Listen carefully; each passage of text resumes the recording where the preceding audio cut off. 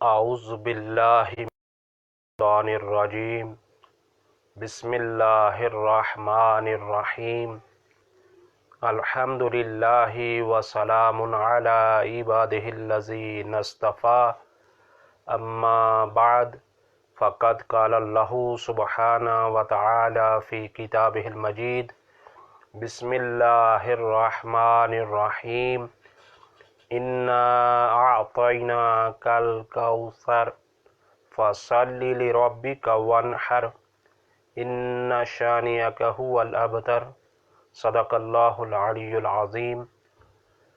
السلام علیکم۔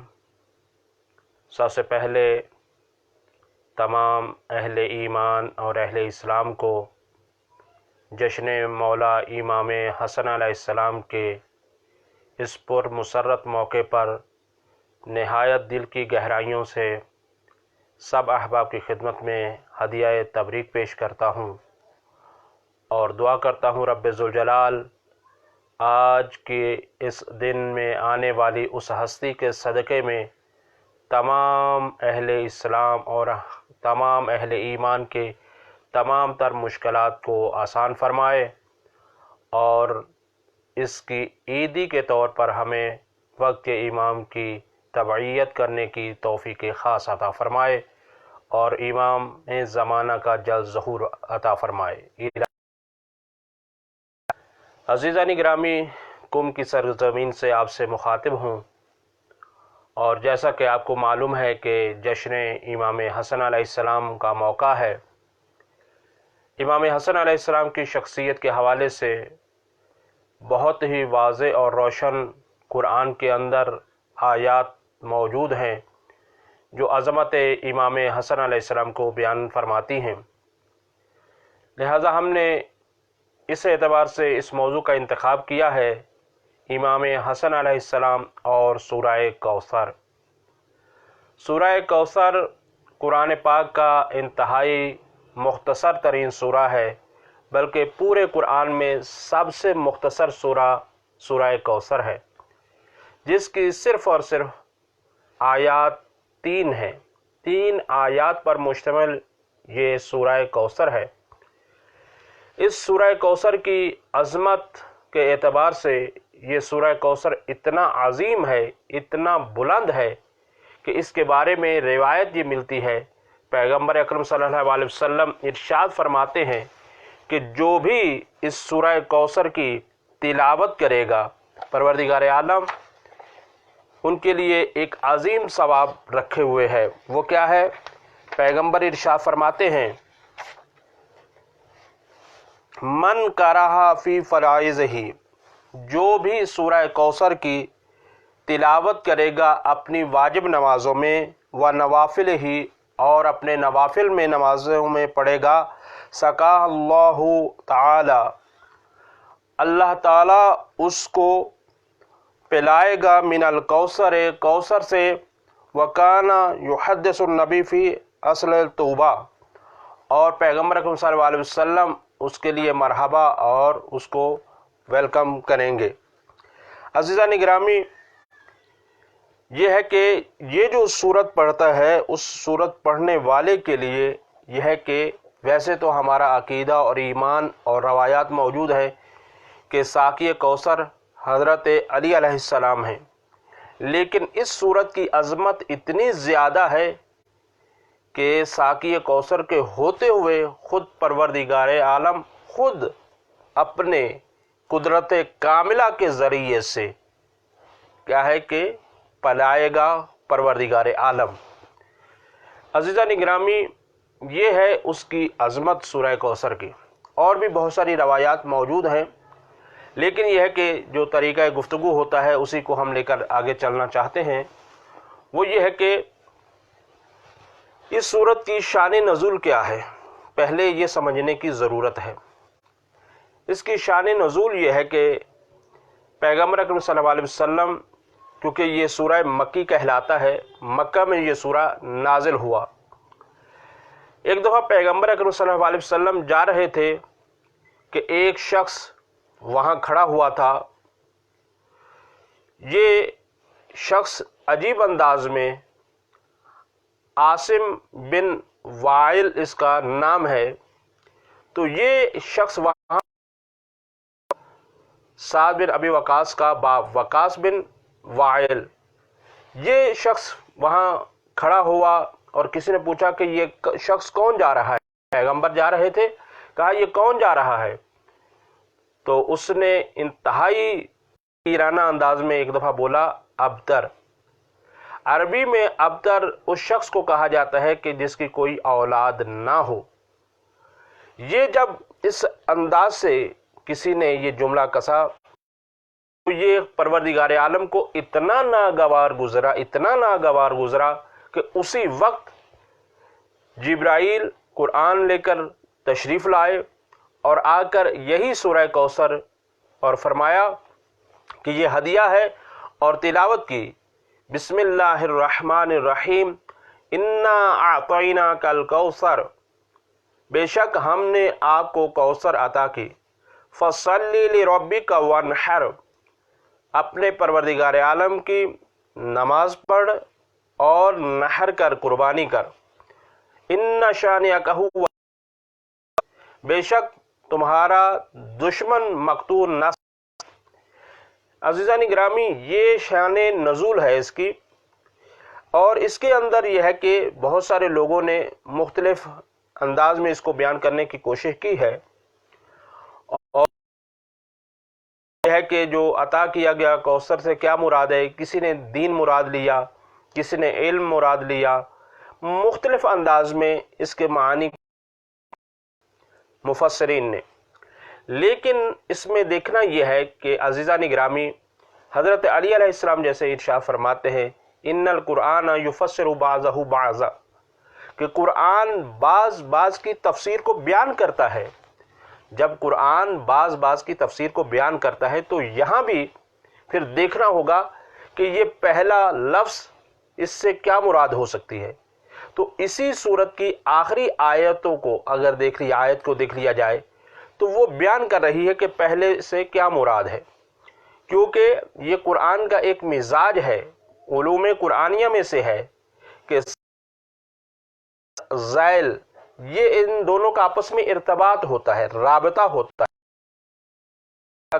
کہیں فرماتا ہے بصیر، کہیں فرماتا ہے انک علی کل شیء قدیر، تو یہ کہیں کس انداز سے آ رہا ہے، کہیں کس انداز سے آ رہا ہے، یہ زائل ہے، لیکن کیا ہے صدر آیت کے ساتھ اس کا تعلق ہوتا ہے۔ یہاں بھی یہ ہے کہ پروردگار عالم جب آخر میں فرما رہا ہے ان شانئک ھو الابتر، تمہارے دشمن کی کوئی نسل نہیں ہے، وہ مقتول نسل ہے۔ تو اب یہ ہے کہ یہاں دیکھنا ہوگا کہ کیا مراد ہو سکتی ہے، کیونکہ مفسرین نے اس کے اوپر بہت کیل و کال کی ہے، لیکن یہ ہے کہ قرآن اپنے معنی کو خود بیان کر رہا ہے۔ مثلا کسی نے کہا کہ جنت کے اندر ایک نہر ہے تو وہ ہے کوثر، وہ دی گئی ہے۔ تو عزیزان گرامی، سادہ سی مثالیں بھی آپ کے سامنے کی بات ہے کہ اگر آپ کو کھانے کی جیسے فرض کرے کوئی ضرورت ہو اور آپ کو بھوک لگی ہو، اور یہ ہے کہ کوئی شخص آ کر آپ کے کھیتوں کے اندر نلکا لگوا دے، تو کیا آپ نہیں؟ تو یہ ہے کہ آپ کو بھوک کی ضرورت ہے، آپ کو کھانا چاہیے۔ دشمن نے آپ کو تانا اولاد کا دیا تھا، اللہ تعالیٰ اس تانے کا جواب اولاد سے دے گا۔ تو یہ آخری آیت کا جو حصہ ہے یہ خود مخاطب کر کے بتا رہا ہے کہ پہلے والی چیز سے مراد کوئی عام چیز نہیں ہے، کہ اس سے مراد اولاد ہو سکتا۔ لیکن پھر بھی یہ ہے کہ اس کے اندر کیونکہ وسعت اتنی زیادہ ہے، لفظ کوثر کے اندر وسعت انتہائی زیادہ ہے، کہ ایسا نہیں ہے کہ ہم اگر ایک چیز کو کہہ دیں کہ یہ ہے تو دوسری شے نہیں ہے۔ جیسے قانون بھی ہے، اس بات الشے نفی معادہ نہیں ہوتی۔ جیسے کہ اگر آپ نے کسی ایک شے کو اقرار میں لے لیا، کہہ دیا کہ یہ ہے، تو اس کا یہ مطلب نہیں کہ دوسری نہیں ہے، نہیں، ابھی صرف ہمیں یہ ثابت کرنا ہے کہ یہ چیز ہے۔ یعنی گرامی، یہاں پر یہ ہے کہ اس کے مختلف معنی کیے گئے ہیں کہ کوئی شے کا عطا ہونا، کسی شے کا مل جانا، تو اس انداز سے یہ ہے کہ یہ کیا ہے، کوثر کا جو معنی لغت والوں نے بھی کیا ہے وہ خیر کثیر، کثرت کے معنی میں ہے۔ اب خیر کثیر کا جو لفظ ہے وہ کچھ بھی ہو سکتا ہے، اور ان میں سے یہ ہے کہ یہ انسان کے لیے جو انتہائی بابرکت چیز ہوتی ہے وہ اس کے لیے اولاد ہوا کرتی ہے۔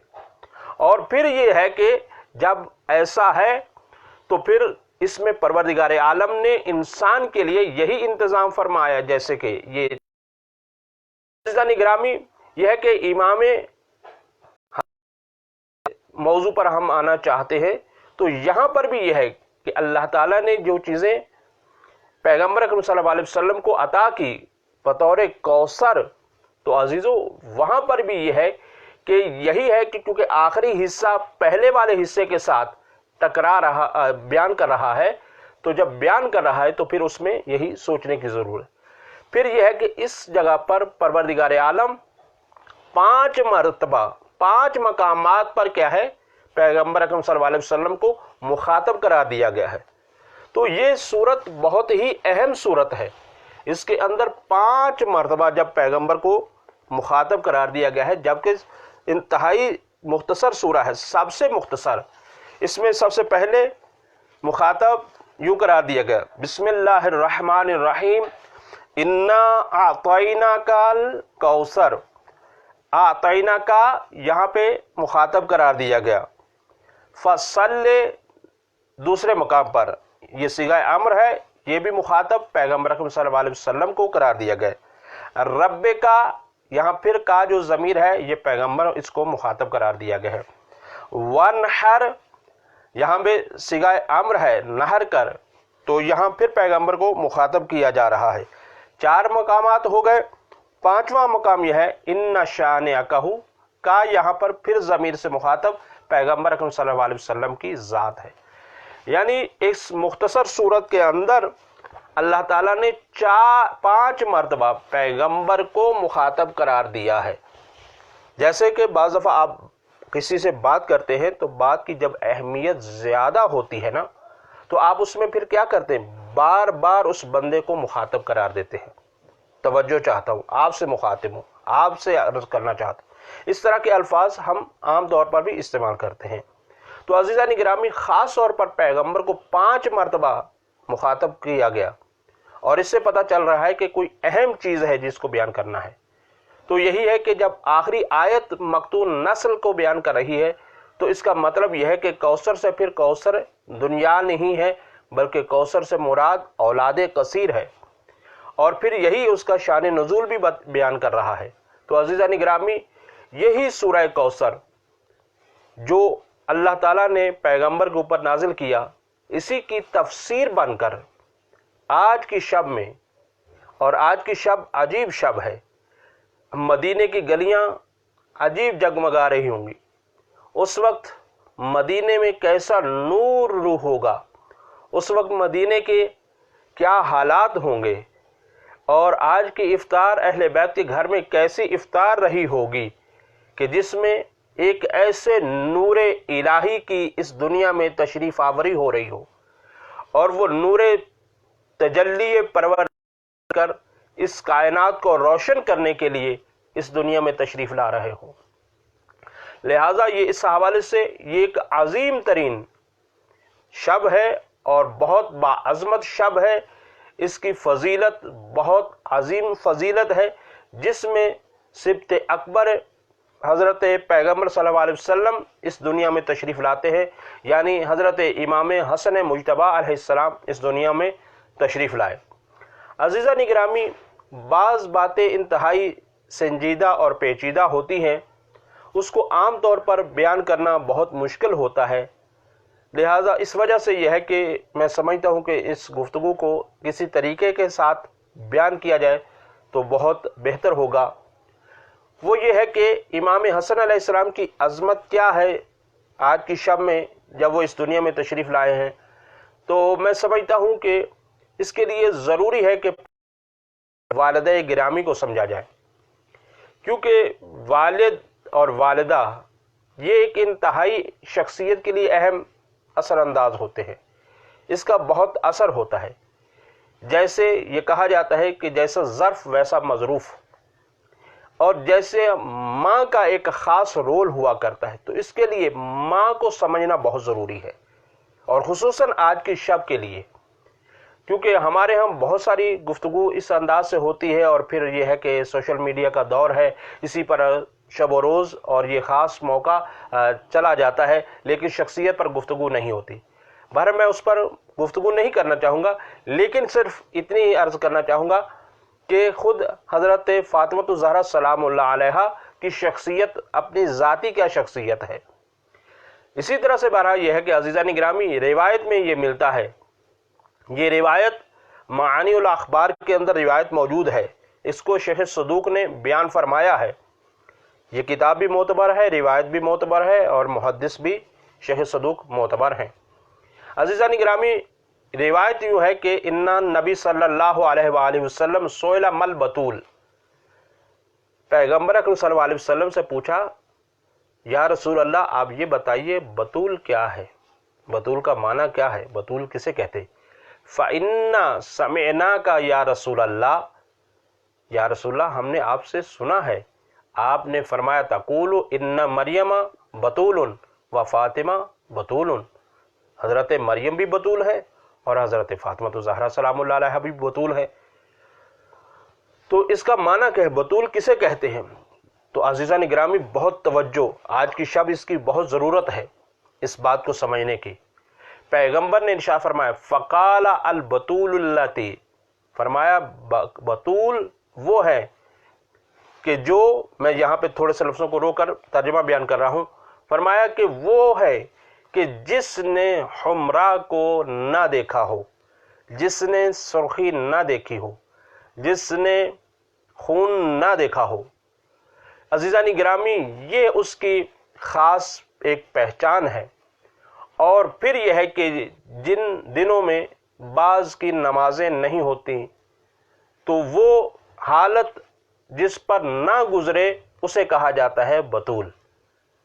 عزیزان گرامی، یہاں سے یہ سمجھ میں آ گیا، اور پیغمبر اکرم صلی اللہ علیہ وسلم کے اس ارشاد سے یہ سمجھ میں آ گیا کہ جناب فاطمہ الزہرا سلام اللہ علیہا جب بطول ہے، تو پھر بطول کے ہاں کس انداز سے کسی شخصیت کی آمد ہوتی ہوگی۔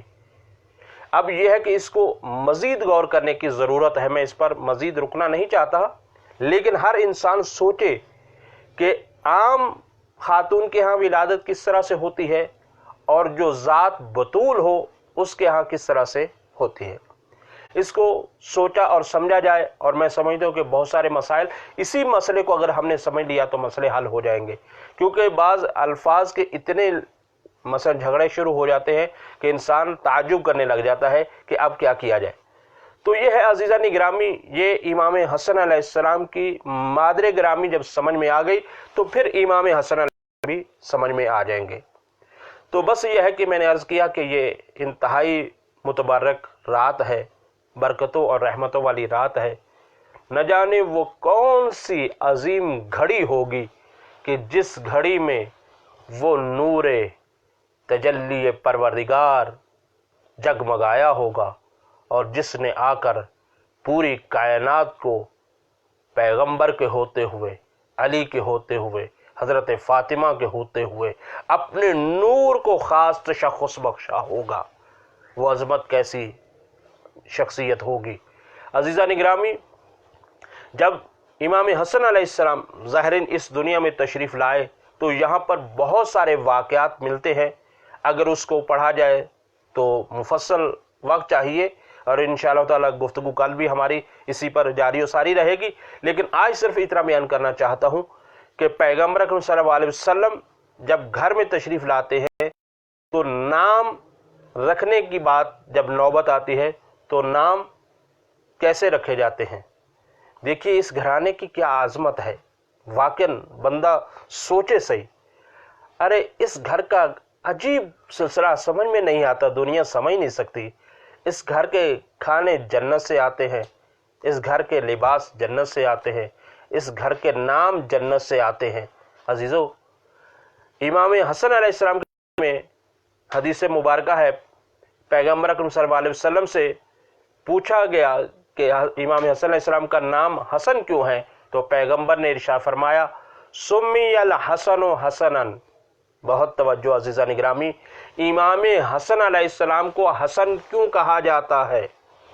अरब में इनसे पहले ये नाम मौजूद नहीं था, बाकी बहुत सारे नाम मिलेंगे लेकिन ये नाम नहीं।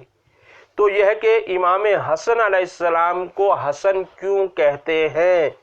ये आज की शब का बहुत अजीम सवाल है। सोचिए समझिए और जितना रश कर सके रश कीजिएगा। पैगंबर की ज़बान जो वही के मुताबिक गुफ्तगू करती है, पैगंबर वही से बोलने वाले हैं, जिसे कहा जाता है वमा यंतिकु अनिल हवा इन हुवा इल्ला वह्यु यूहा, जो वही के मुताबिक ज़बान चलती है खुलती है, वो ज़बान ये कह रही सुम्मी अल हसन व हसना।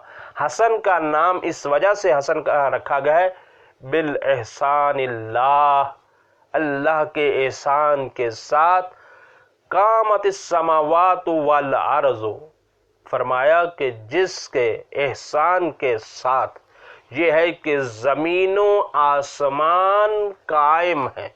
अल्लाहु अकबर, अल्लाहु अकबर। ज़मीनों आसमान जिसके एहसान की वजह से कायम है, इस वजह से नाम हसन अलैहिस्सलाम रखा गया है। एक रिवायत में यूं भी आया है, दूसरी रिवायत के अंदर वल अर्ज़ून भी आया है, यानी अर्ज़ की जमा अर्ज़ून है। ये उलूम कुरान से ताल्लुक़ है इसका। बहरहाल यह है कि कुरान के अंदर अर्ज़ीन का या अर्ज़ून का लफ्ज़ इस्तेमाल नहीं हुआ, यानी समा आसमान की जमा आई है लेकिन अर्ज़ की जमा नहीं आई। हदीस के अंदर मौजूद है लेकिन कुरान के अंदर अर्ज़ीन या अर्ज़ून जमा अर्ज़ की नहीं इस्तेमाल हुई है। आप देख लीजिए, मुताला कीजिए। लेकिन यह है कि इस रिवायत के अंदर, क्योंकि ये रिवायत है, रिवायत के अंदर अर्ज़ून का लफ्ज़ भी इस्तेमाल हुआ है, यानी मुफरद भी आया है, जमा भी आया है। लेकिन इसमें सबसे ज़्यादा ये सोचने वाली बात यह है कि इमाम हसन अलैहिस्सलाम का वजह तस्मिया क्या है। देखिए हमारे यहाँ ऐसा होता है कि हम बच्चे का नाम, बच्चा बुज़दिल होता है लेकिन नाम क्या रख देते हैं? बहादुर। इसी तरह से बखील होता है, नाम रख देते हैं सखी। तो ये हमारे यहाँ होता है, लेकिन अहले बैत अलैहिमुस्सलाम के ऐसा हाँ नहीं होता, क्योंकि ये नाम अल्लाह ने अपनी तरफ से तजवीज़ किए हैं। तो वो ज़ात जो कादिर मुतलक है, जो हकीम मुतलक है, अगर वो किसी को हसन कह दे तो वाकई वो हसन है। वो कितना हसीन होगा जिसको अल्लाह हसन कह रहा हो। अल्लाहु अकबर। तो ये है अजीज़ान गिरामी कि ये वो नाम है कि जिसके नाम के साथ ये है कि अल्लाह के एहसान के ज़रिए से ज़मीनों आसमान कायम है। इसको और कितना मैं खोल कर बयान करूँ अजीज़ान गिरामी। ये ज़मीन का फ़र्श जो बिछा हुआ है, ये जो पहाड़ों की बुलंदियां हैं, ये दरियाओं की गहराइयां हैं, ये आसमान का जो आशामियाना बिछा हुआ है, ये परिंदों का चहचहाना है, ये सारा हवाओं का चलना है, ये नसीम सहर है, ये सारी की सारी जितनी भी चीज़ें हैं ये किस वजह से कायम हैं? अल्लाह के एहसान के साथ। और वहाँ से इमाम हसन अलैहिस्सलाम का नाम है। और इसी तरह से ये है कि अज़ीज़ान गिरामी दूसरी रिवायत में ये उसी रिवायत के अंदर इरशाद फरमाया वल हसन मुश्तक़ुम मिन एहसान, ये हसन अलैहिस्सलाम का नाम तक है एहसान से, और एहसान मिन अस्माइल्लाह, और एहसान अल्लाह के आसमा में से है। अल्लाह के नामों में से एक नाम एहसान है और एहसान से इमाम हसन अलैहिस्सलाम के नाम को मुश्तक किया है। यानी यूं कहा जाए कि अल्लाह ताला ने अपने इसमें गिरामी में से निकाल कर इमाम हसन का नाम रखा है। तो वो अजीम हस्ती हैं अजीज़ानी गिरामी। तो ये है इमाम हसन अलैहिस्सलाम, और यही है तफसीर सूरह कौसर बनकर इस दुनिया के अंदर तशरीफ़ लाए। और आज उस सूरह कौसर की तफसीर आपके सामने वाज़ेह और रोशन है। ये मोजज़ा इलाही है कि आप देखें कि जो कुरान का दावा था वो दोनों चीज़ों को आप मिलाएं। अगर इनमें से एक भी सच्ची होती तो शायद लोग ये कह सकते थे कि भी दूसरी तो चीज़ नहीं है। लेकिन यह है कि यहाँ पर अगर आप मुलाहज़ा फरमाएं कि जो, क्योंकि लफ्ज़ों पर थोड़ा सा गौर कीजिएगा, बात थोड़ी सी पेचीदा है। वो ये है कि परवरदिगार आलम ने औलाद अता फरमाई पैगम्बर अकरम सल्लल्लाहु अलैहि वसल्लम को, اور امام حسن اور امام حسین علیہ السلام سے یہ سلسلہ آگے بڑھا۔ قرآن کا یہی تھا کہ انا آتینا کل کوثر، ہم نے آپ کو ذریت کثیر عطا کی، یہ پہلا دعویٰ۔